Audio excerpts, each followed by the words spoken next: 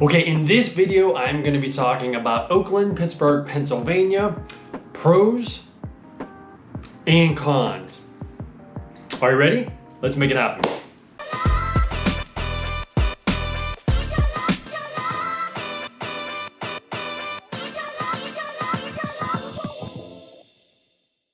So the first thing I have for you is what I like to call a pro-con. What's a pro-con? A pro-con is, well, it could be a pro or it could be a con depending on how you look at it. And the first thing I want to talk about is Oakland is a heavy college town. So University of Pittsburgh, Pitt University is the largest university we have in Oakland, but there are also others like CMU, Chatham University, and Carlow College. So it's very heavy rental, a lot of college students. So again, that depends on your lifestyle, if that's a pro or a con. If you are a college student, it could be a pro because you're around a lot of other college students. If you're an employer of seasonal help, that might be good as well. If you are a landlord in Oakland, that is a pro for you, or it depends. If you get the wrong students, it could also be a con. So pro-con number one is it is a heavy college town. All right, so con number one is going to be parking. No place to park. There are parking opportunities throughout Oakland, but with the sheer amount of people, even though there are a bunch of parking options, with the sheer amount of people, it seems like there really isn't parking. So I'm just gonna give you a couple different parking options. First one is the Forbes Semple parking. Now that is a multi-level parking garage style, and it is Forbes, which is the main street. It's nestled between Forbes, Semple, and Mayron Street. That's parking option number one, right on the main drag, Forbes. Parking option number two is gonna be the Kaufman Garage, Kaufmann, Kaufman Garage. Another option would be Montefiore Garage, all located right in the heart of Oakland, and Senat Square parking, just to name a few. Again, there are different parking options throughout. So if you went to a museum, they'd have their own parking. Soldiers and sailors have their own parking. So there's also on street, on the main drag, on street, off the main drag as well. But parking is a premium. I think that's the same with all inner city neighborhoods, but specifically with Oakland due to the large college population. So pro number one is going to be proximity. What do I mean by proximity? Well, Oakland is perched above the city of Pittsburgh and is kind of centralized, even though it's kind of considered eastern Pittsburgh, east side of Pittsburgh. It has a very good proximity to the south side. You can cross over a variety of different bridges to get over to the south side. There's a lot of stuff over there. Restaurants, nightlife activity. A lot of college students live over there and commute into the city and into Oakland. Lawrenceville is right over the hill. That's more of an area for young professionals once they get out of the college scene. There's also the same as Southside, bars, restaurants, nightlife, activity, etc. And then of course you can go right down into the city of Pittsburgh. Again, those three places I talked about are bikeable, walkable, joggable, etc. You can just go out your front door in Oakland and get to any one of those spots. Now, if you want to jump into a car or public transportation, there are opportunities, something called the waterfront, which is over in the Homestead, Munhall type area, where it's not a mall and it's not even a strip mall. It's just a large gathering of restaurants, shops, movie theater, activities, stuff like that. And it's right on the waterfront, hence the waterfront name, and a highly popular area to drive to. Once you're there, it's easy to walk, jog, bike, etc. And there's even a trail that can connect you to the south side, the Gap Trail, Greater Allegheny Passage Trail. So proximity, and also this is going to lead me into pro number two, is proximity to major highways. So I'm going to talk about that next. So pro number two is quick access to the highway. Our major artery, big 4-6 lane highway that takes you just about everywhere around Pittsburgh, in and out of it, is going to be Interstate 376. So a quick jaunt down Bates Street, B-A-T-E-S, Bates Street, will take you right to 376. And from there you can go to the airport, out east to the turnpike, wherever you need to go. All right, pro number three is going to be museums. So the first museum I want to talk about is Soldiers and and Sailors Museum located in Oakland. For my military buff, people that have served in the military, all branches, first of all, of course, thank you.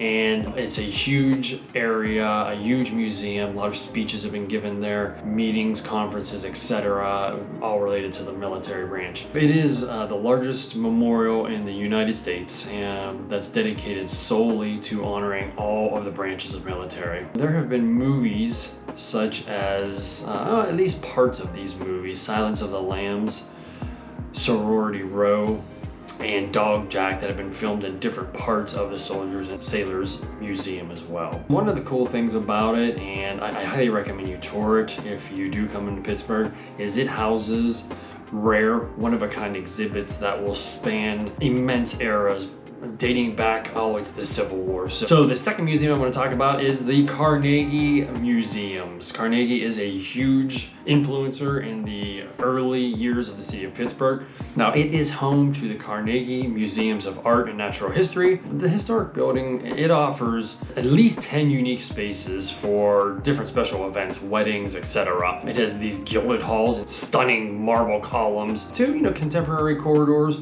and as always, scenic overlooks. So here are a couple of different spots inside the Carnegie Museum I want to bring your attention, and one is the Music Hall foyer. There is the Music Hall itself. There is the stunning Hall of Architecture and Hall of Sculpture. Now there is something called the Scaife foyer, and it is a contemporary space which is home to a lot of cocktail receptions. There is the Grand Staircase Mezzanine. Now there's something called the Foster Overlook, and you could actually drink with some of Andrew Carnegie's world famous dinosaurs. There's also the Founders Room. Now this is where Andrew Carnegie once greeted his museum guests. There's the Hall of North American Wildlife, which is pretty self-explanatory.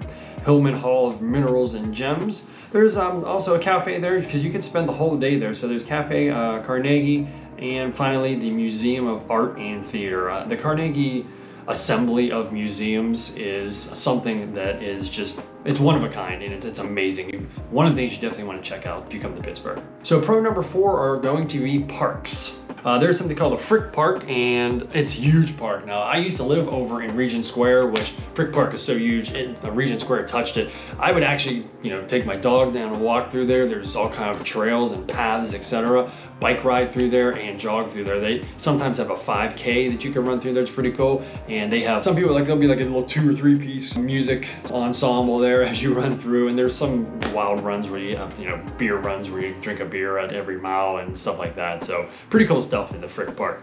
Now, a little history on the Frick Park. Henry Clay Frick bequeathed the original 151 acres to the city of Pittsburgh in 1919, but it took a while to open. It didn't open until actually 1927. They had to acquire some additional land.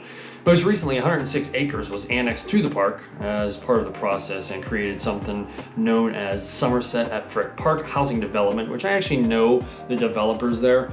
A huge undertaking and wildly successful. And they restored what is called the 9-mile run stream valley. Now today, Frick Park stretches from the northern borders of Point Breeze, which is a nice little city within the city of Pittsburgh, all the way down to the Monongahela River. Us Pittsburghers, we like to call that the Mon River. Now it is Pittsburgh's woodland park, known because it has extensive trails, as I have already mentioned, wooded slopes, steep valleys, and fields. I mean, to find that in the city of Pittsburgh, in a city, an inner city, is kind of unique. So anybody that's been to Frick Park, nothing but good things to say about it. Living in the inner city of Pittsburgh, it's an ideal escape from the noise of the city. I mean, the city is right there. You can just pop right into Frick Park and kind of escape it all. Birding enthusiasts, they love to visit the Clayton Hill, which is where over 100 species of birds can be recorded. It's really cool.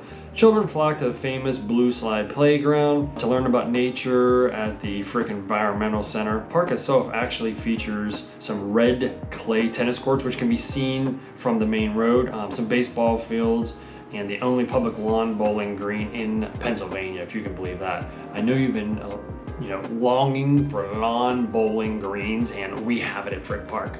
So the next park is going to be Schenley Park. So Schenley Park can spend a morning at the remarkable Phipps Conservatory. I mean, I'll get into that in a different video. Phipps Conservatory is amazing. I mean, it is a conservatory that you go into, and around Christmas, they have different setups throughout the calendar year, but Christmas is absolutely amazing. It's all botanical, flowers, and it's just absolutely stunning. So known as a green oasis in the middle of Pittsburgh's vibrant Oakland neighborhood, Phipps has provided world-class garden experience to its visitors, I mean, since 1893. Now, if you decide to discover the breathtaking seasonal flower shows, stunning outdoor botanical gardens, it is free. Pro number 4 is going to be parks. So if you like what you've heard so far, and I gotta tell you, there's a lot of good stuff coming up, make sure you click the subscribe button and tap the bell. Make sure you get all notifications about all my Pittsburgh videos, and leave a comment if wherever you're viewing this video, if you'd like to hear or see a video of something specific. Okay, moving on. So pro number 4 is going to be parks. So I'm going to talk about Frick Park, Schenley Park, Panther Hollow Lake, which isn't necessarily a park, but it's in Oakland. So let's dig in. Okay, so the next park I'm going to talk about is Schenley Park. Visitors to Schenley Park can spend the morning in the remarkable Phipps Conservatory, which I'm going to talk about a little bit next. They can enjoy a lunch or maybe want to get a concert at the Schenley Park Cafe, and they have a visitor center there as well. There's Flagstaff Hill, where you could read a book, you know, surf Instagram, Pinterest, etc. Big golf course is the Bob O'Connor Golf Course, so you can grab a couple rounds of golf there. Or head to the Schenley Oval SPORTSPLEX. In the SPORTSPLEX, there is some ice skating and there's other summer activities. And in those July and August weathers, there is a swimming pool for you. Gotta have a swimming pool in those hot temps in Pittsburgh, hot and humid here. And of course, what park wouldn't be complete without some trails? So of course there are some nice trails around the Schenley Park. Nothing as hilly or tenacious as Frick Park. Again, Frick Park is very cool. It's very big, so take a GPS, you could get lost. I may or may not have actually gotten lost myself there. So now I'm going to talk about Phipps Conservatory. I've personally been there multiple times. I highly recommend going during the Christmas months. But I do a lot of bicycle riding around Pittsburgh, and it's not uncommon just to stop over there, grab a ticket, go in. They have a cafe there, have a little lunch, and walk around, look at the botanical gardens. It's a very cool glass and steel Victorian style structure, and they light it up really well. And as I mentioned, the Schenley Park piece, it is located in Schenley Park, which is one of the largest green spaces in the inner city of Pittsburgh. All right, so how you hanging? More good information for you. So pro number 5 in Oakland is healthcare. There are multiple healthcare facilities all throughout Pittsburgh, and even if it's outside Oakland, it's not that far, but I'm gonna name just a few. UPMC is University of Pitt Medical Center. McGee Women's Hospital, this is where most everybody that is indigenous to Pittsburgh was birthed. Pittsburgh also has a Veterans VA Medical Center and healthcare systems. Loving Kindness Healthcare Systems. UPMC has a bunch of different branches. Benedum Geriatrics is located in Oakland. Integrated Healthcare Solutions as well, and UPMC Children's Oakland Medical and Healthcare Center Associates. A lot of that is UPMC. UPMC is a big medical provider. Jobs, education, patient services, etc. Huge in Oakland. Okay, so con number 2, and there are not a lot of cons. I'm gonna put 2 together, and that is potholes in traffic. Now, anytime I do a pro-con video, if anything that's related to the city of Pittsburgh, and this may be true with a lot of inner cities with inclement weather, it's gonna always have potholes, and it's always gonna have traffic issues. So Pittsburgh is growing by leaps and bounds, so it would be impossible for us to stretch or widen our infrastructure as far as cars.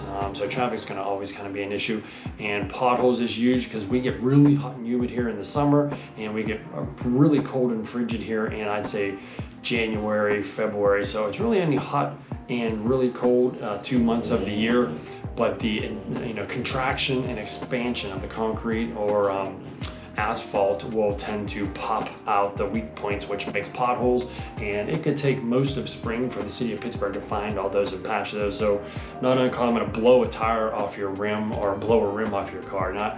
That sounds pretty extreme, but it's a rare occasion that happens. But if you're a texter and driver, you're probably going to lose a tire. All right, I'm pleased to report there are more pros than cons. So pro number 6 is cheap food. So like I said, it is a college town, predominantly a college town in Oakland. Not very many people are in their 40s, 50s, and 60s and move into Oakland. You might have some professors and that, but most everybody's college, so therefore you need cheap eats. So I'm gonna give you a little list of cheap eats that in 2020 that exists that I think you're gonna wanna make note of. First one being Las Palmas. It is a Mexican restaurant. Another good one is Chicken, CHIKN.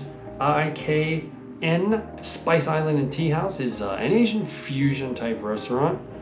Oishi Bento is a Japanese Korean sushi joint, we like to call it. Mount Everest Sushi, well, I'm just gonna let you know that's sushi.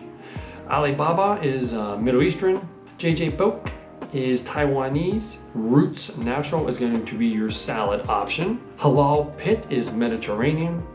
And lastly, Szechuan Express is going to be Szechuan. So there are many other things out there, like there's Paneras and stuff like that, but those are some things that are kind of indigenous one-off to the Pittsburgh, Oakland area. So that is pro number 6. So con number 3, when I have my buyers relocating in Pittsburgh, and I represent a lot of them, if they're looking in the Oakland area, something I'm going to tell them right now is, if your criteria is a big yard, forget about it. You're not going to find a big yard anywhere in Oakland. One is because, I mean, these are considered row houses a lot of times. What that means is they touch walls like a townhouse, but there's no HOA and any rules or restrictions or anything like that. So they're freestanding homes that share a wall, and they're packed in there when they built these hundreds of years ago. So it's really rare to have a yard. It's even more rare to have a big yard. And another reason is a lot of Oakland is on a hill. So there's a lot of, not just Oakland, Pittsburgh, and even Pennsylvania, I'm going to go on a limb and say is very hilly. So you're not going to find very many yards, and you're definitely not going to find very many flat yards in the Oakland area. Sorry if that was something you're looking for. So con number 4, and it could even be a pro con, is there's just constant construction.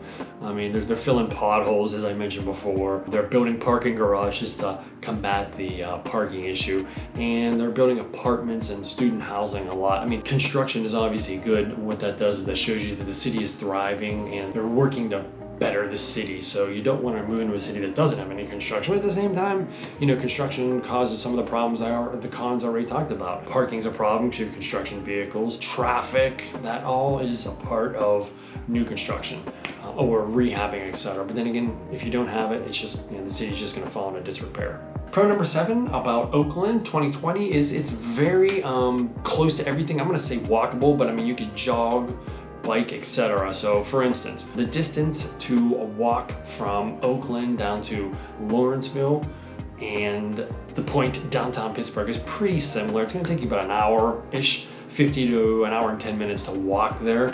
But a bike ride, depending if you have an electric bike or a regular bike, shouldn't take you any longer than 20 or 30 minutes. Now, if you wanted to take a trip over to Southside, which is a very common area for a lot of people in Oakland, back and forth, that's going to take you about, I'd say about a 12 to 15 minute bike ride, if even, and a walk's going to be double that. So it's very walkable, close to a lot of things. You're not just, you know, if you want to get out of Oakland, it's very easy to do such a thing.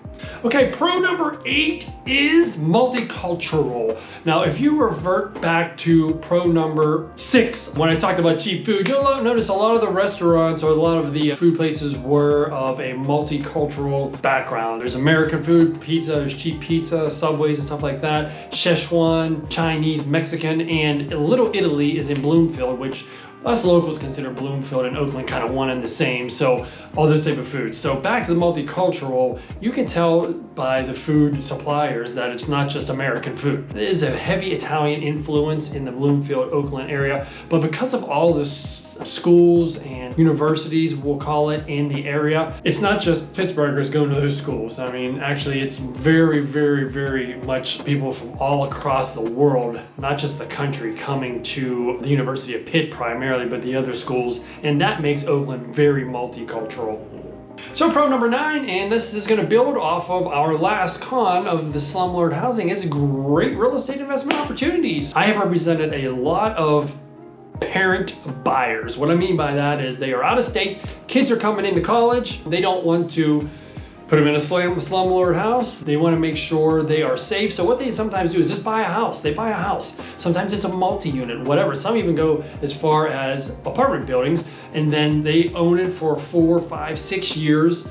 Their kids live there. They get roommates. I've done this before in Oakland, and after the time is up, sometimes they keep them and start building a rental portfolio, add to their rental portfolio, and sometimes they just sell the property after the 4, 5, or 6 years that the child has been in school. So great investment opportunity. I represent a lot of buyers like that before. If you think that's something you'd be interested in, of course, call, text, DM, leave a comment below, whatever, and we can talk about it. So pro con number 2 is there's a great mix of students and young professionals. If you haven't figured it out by all the times I referenced it in the videos, there's a lot of students in Oakland. It's heavy students, and that will also bring young professionals because, I mean, schooling is a constant graduation, elementary to junior high to high school to college, postgraduate, undergraduate, whatever, and then you eventually have to graduate. I know you full-time students like to stay there forever, but eventually you got to get out, and a lot of times they will get jobs in Oakland or real close to Oakland. So, and they may even work in Oakland and live outside of Oakland, or live in Oakland because they've just progressed with roommates and made good friends and girlfriends, husbands, wives, whatever, and then they just stay in Oakland because it's a comfort zone. And eventually, once you start creating a family, that's whenever it seems to be a lot of young professionals and students will eventually move out of Oakland. So there's pro con number 2 is good mix of students and young professionals. All right, con number 5, our last con, is slumlord housing. It does exist. Oakland, the city of Pittsburgh, is really, really old. So a lot of the homes that people were in, students are in, landlords own, are very old. So if they don't stay up to date and renovate them when the students come and go, it could fall into disrepair. And a lot of landlords, unfortunately, are slumlords. They just take the money and don't put the money back into the property. So whenever you are relocating into the city of Pittsburgh, we'll probably keep you away from Oakland if you're gonna purchase, because again, there are a lot of students there and a lot of slumlord style properties.